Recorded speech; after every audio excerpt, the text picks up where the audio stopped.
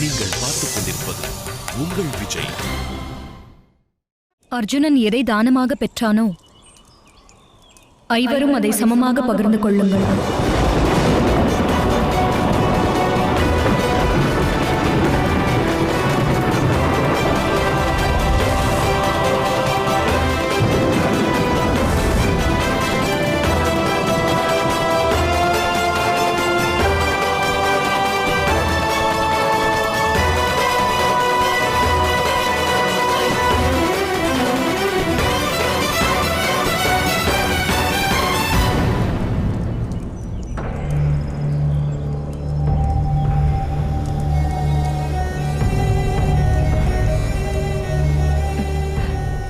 என்ன நேர்ந்தது யுதிஷ்டிரா?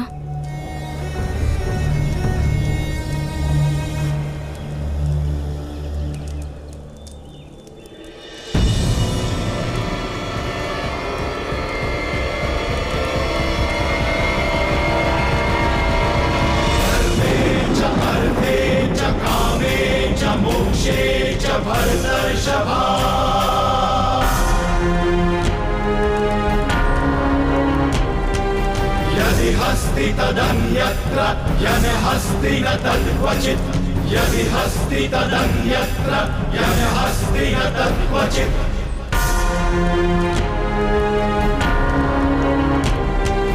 धर्मे च अर्थे च कामे च मोक्षे च भरतर्षभा यदि हस्ति तदन्यत्र यन हस्ति न तद्क्वचित् यदि हस्ति तदन्यत्र यन हस्ति न तद्क्वचित्. ஏன் இவ்வாறு உரைத்தீர்கள் மாதா?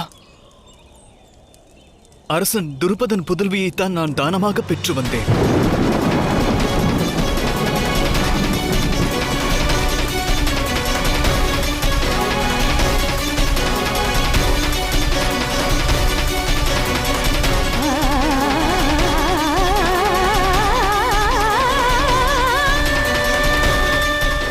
அவளை என் மனைவியாக ஏற்றேன். அவள் இப்போது தம்முடைய மருமகள். ஆனால் தாமோ அதை அறியாமல் அவளை பாண்டவர்கள் ஐவரும் சமமாக பகிர்ந்து கொள்ள வேண்டும் என்றீர்கள்.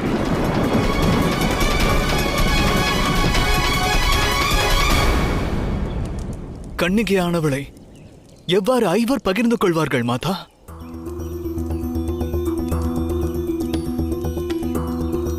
வழியில்லையே.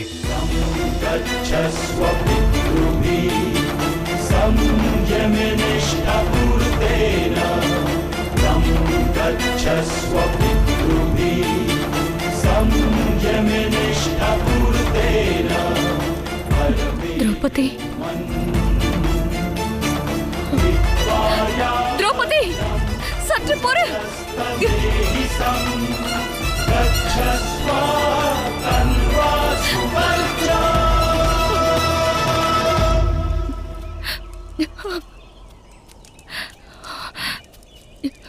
நீ என்ன வார்த்தை கூறினாய்?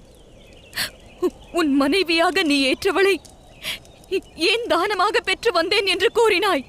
இது தானம் தான் மாதா. இது கன்னிகா தானம்.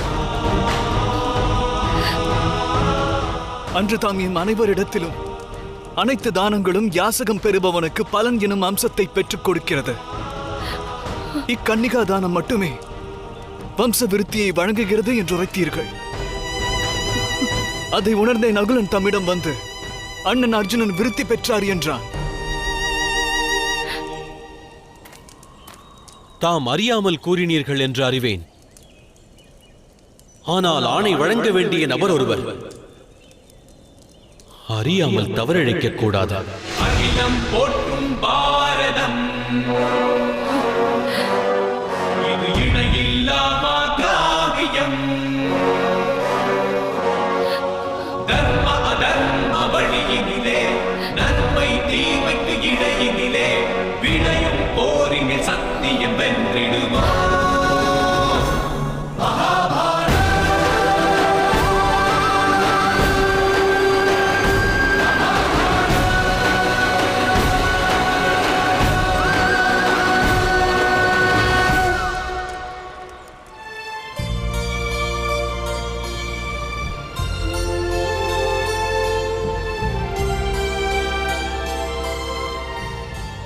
மாதா, பார்த்தீர்களா, எனக்கு தானமாக கிடைத்தது.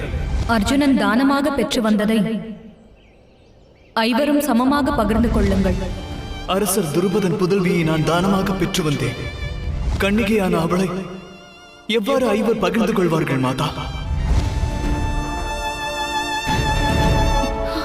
திரௌபதி,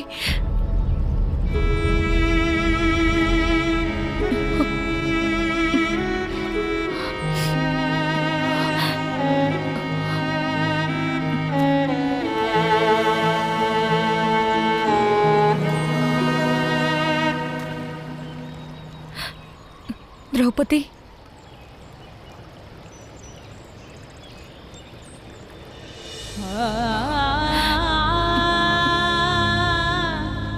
என்னை மன்னித்தருள்வாயாக. நானே தவறு இழைத்தேன். ஆனால் என் புதல்வர்கள் சுயம்வர விழாவிற்கு வருவார்கள் என்று நான் எண்ணவில்லை. அதோடு அல்லாது சுயம்வர போட்டிதனில் அர்ஜுனன்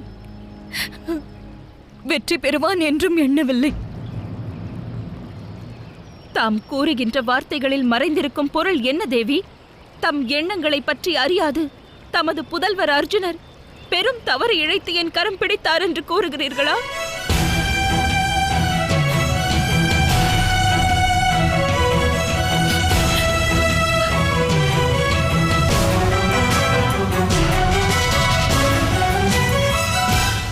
நீ கூறுவது உண்மைதான் திரௌபதி.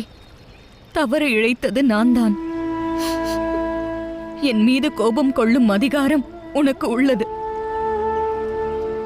குற்றம் புரிந்து தலைகுனிந்து நிற்கிறேன்.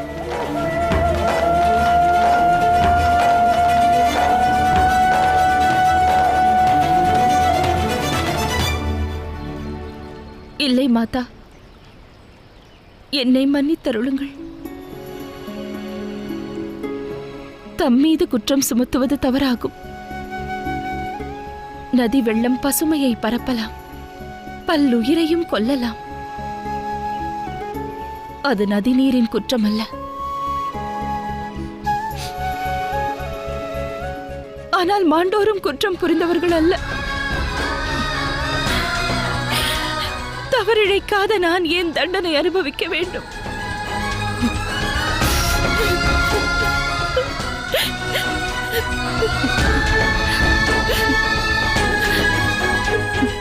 நீ குற்றமற்றவள்.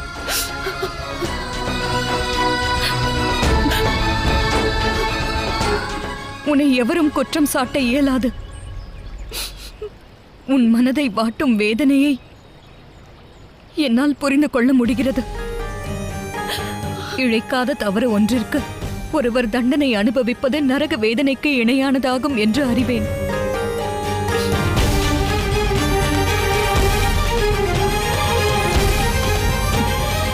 முடிவெடுத்தேன். இதை பின்பற்ற தேவையில்லை. நான் ஆணையிடும் அதிகாரம் கொண்டவள்தான். ஆனால் அந்த ஆணையை நிராகரிக்கும் அதிகாரமும் உள்ளது.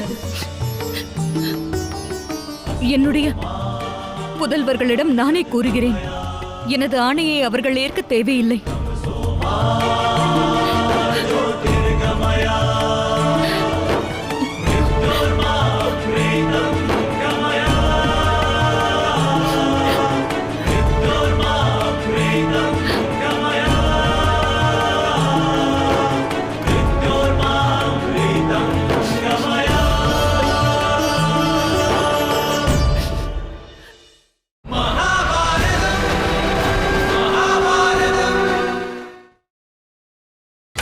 நீங்கள் பார்த்துக் கொண்டிருப்பது உங்கள் விஜய்.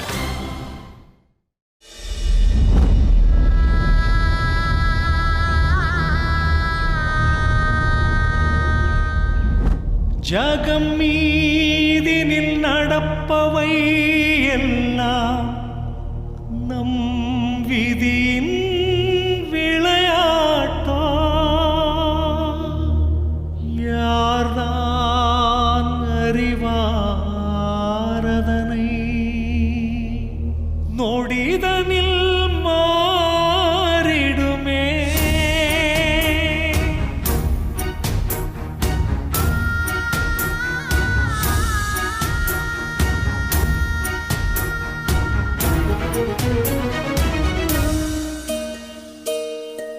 ஜகத்தினில் விதியை வென்றவர் யார்? ஜகத்தினில் விதியை வென்றவர் யார்? கரை புரண்டோடும் வாழ்வெனும் நதிக்கு கரைகள் சுகதுக்கமே. ஜகத்தினில் விதியை வென்றவர் யார்? ஜகத்தினில் விதியை வென்றவர் யார்?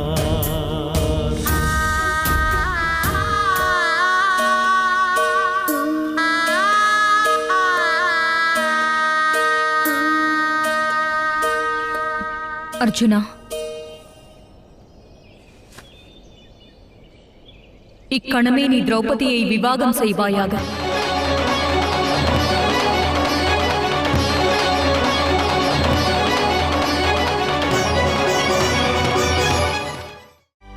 தம்முடைய விவாகம் முடிந்தவுடன் நீ காம்பல்யம் புறப்பட வேண்டும். அப்போது நான் கொடுத்த ஆணையினை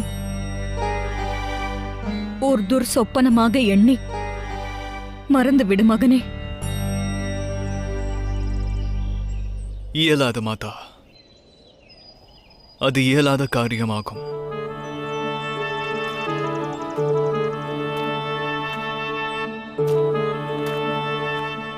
அர்ஜுனா,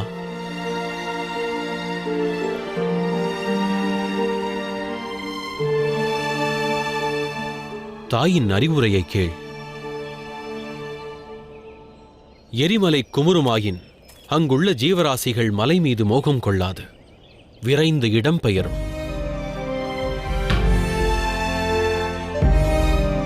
தர்மம் தடுமாறும் வேளையில் அவ்விடத்தில் இருப்பது உசிதமாகாது.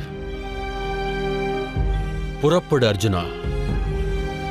சற்று நேரத்திற்கு பிறகு நம் தாய்க்கு காம்பல்ய நகரத்தருகில் விடை தருவோம்.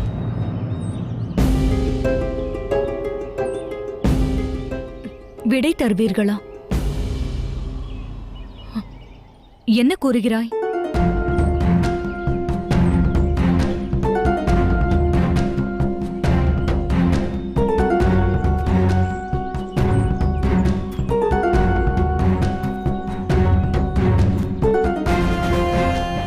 அர்ஜுனன் விவாகத்தில் தம்மால் பங்கு கொள்ள இயலும்.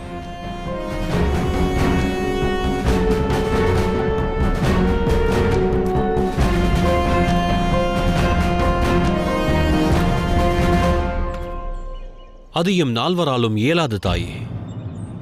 இனி ராஜகுமாரி திரௌபதிக்கு முன்பாக நாங்கள் தோன்ற மாட்டோம்.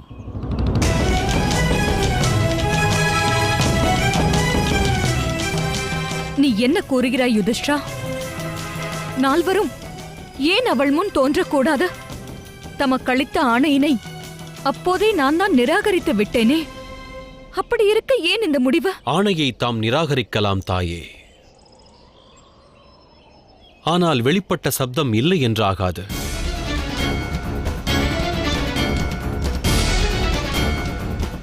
தம்மிலிருந்து வெளிப்படும் ஒவ்வொரு வார்த்தைகளையும் நாங்கள் சாட்சாத் தெய்வத்தின் ஆணை என ஏற்று வாழ்ந்து வருகின்றோம். ஐவரும் அதை சங்கல்பமாக ஏற்றோம்.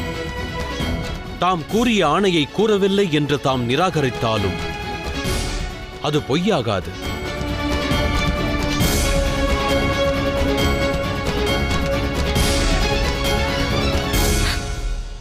ஆனால் யுதிஷ்டா, அவ்வார்த்தைகள் நான் அறியாமல் கூறியதல்லவா?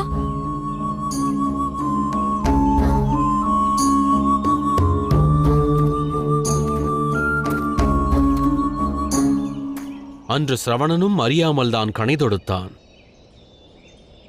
அத்தவறுக்கான தண்டனையை அரசர் தசரதர் அனுபவித்தார். அறியாமல் செய்யும் தவறுக்கும் பலனானது உண்டு தாயே. தம்மையும் அறியாமல் ராஜகுமாரி திரௌபதிக்கும் வாக்களித்தீர்கள் மாதா. அவ்வாக்கின் பொருளை அளிக்கும்போது தாம் அறியவில்லை. தாம் தந்த வாக்கின் மூலம் திரௌபதியோடு ஐவரையும் சம்பந்தப்படுத்தினீர்கள்.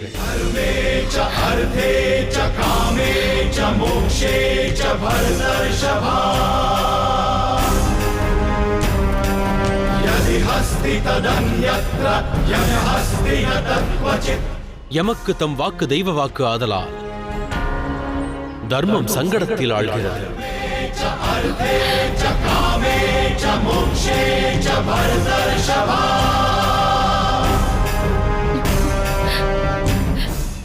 எனில் இதற்கு உபாயம் என்ன? பதில் கூறு யுதிஷ்டா.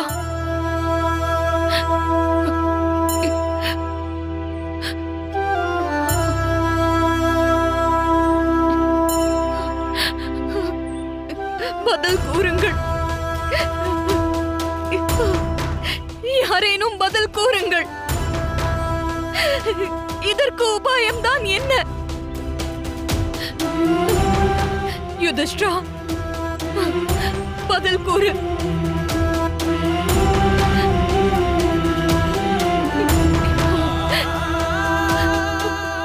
எனக்கு யாரேனும் பதில் கூறுங்கள். எனக்கு பதில் கூறுங்கள்.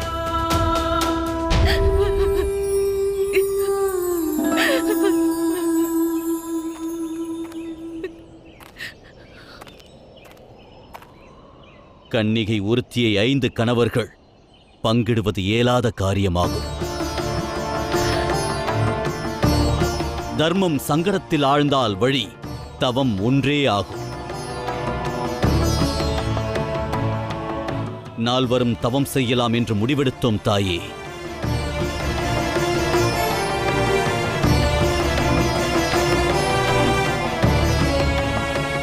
ராஜகுமாரியை விவாகம் செய்ய வேண்டும் என்பது அர்ஜுனனுடைய கடமையாகும். அவளை அவன் விவாகம் செய்வான்.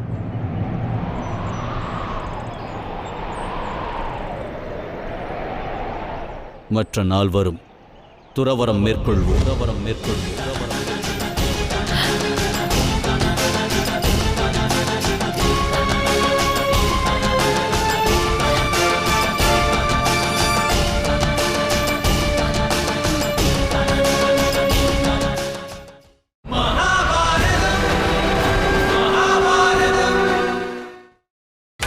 நீங்கள் பார்த்துக் கொண்டிருப்பது உங்கள் விஜய்.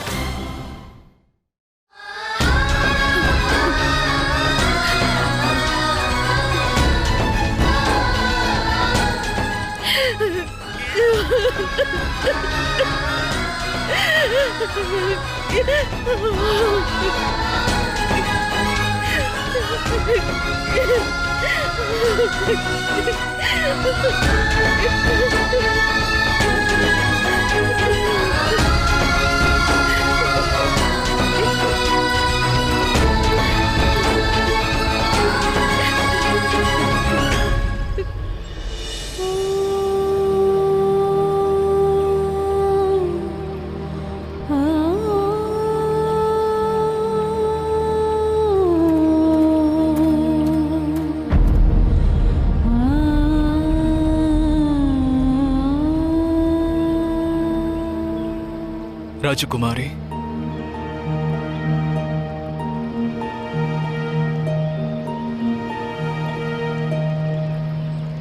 ராஜகுமார அர்ஜுனரே, மாதா குந்தியின் ஆணைக்கு உபாயம் கிட்டியதா?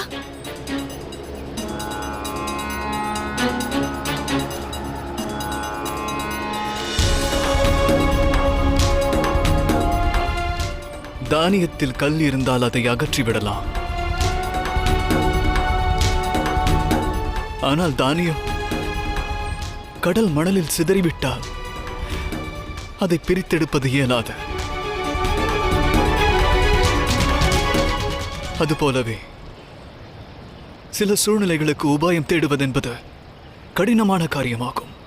எவ்வாறு இவ்வார்த்தைகளை கூறுகிறீர்கள் ராஜகுமாரரே? என் தந்தை சுயம்வரம் நடத்தினார். நடந்த போட்டியில் தாம் வென்றீர்கள். தம்முடைய வீரத்திற்கு தலை வணங்கியே நான் தம் கழுத்தில் மாலையிட்டேன். தம்மிடம் யார் என்று கூட நான் வினவவில்லை. தம் நாமத்தையும் கேட்கவில்லை. குலம் என்ன, கோத்திரம் என்ன என்ற கேள்விகளை கேட்டேனா? அவ்வாறு இருக்க இந்த இன்னலை நான் ஏன் சகித்துக் கொள்ள வேண்டும் ராஜகுமாரரே? தவறு இழைத்தது நீயல்ல ராஜகுமாரி.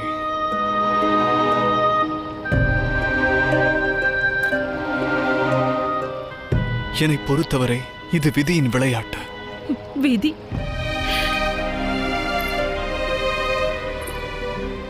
விதி என்ற வார்த்தைகளை கூறி மதிக்கிட்டு அலைபவராகாதீர்கள். இன்னல் அனைத்திற்கும் உபாயம் ஒன்றிருக்கும்.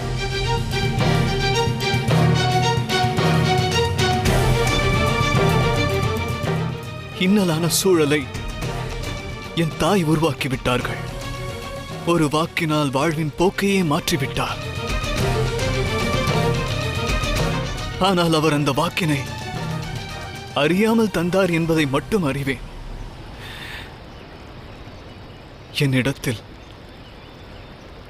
உனது அனைத்து கேள்விகளுக்கும் விடையில்லை ராஜகுமாரி.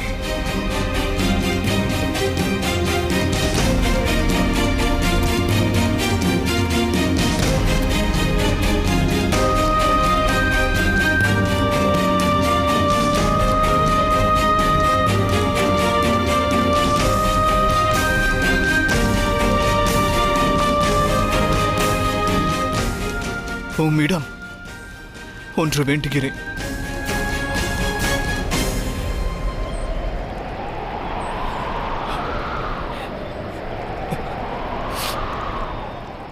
நீ என்னுடைய தமையனை விவாகம் செய்து கொள்வாயா?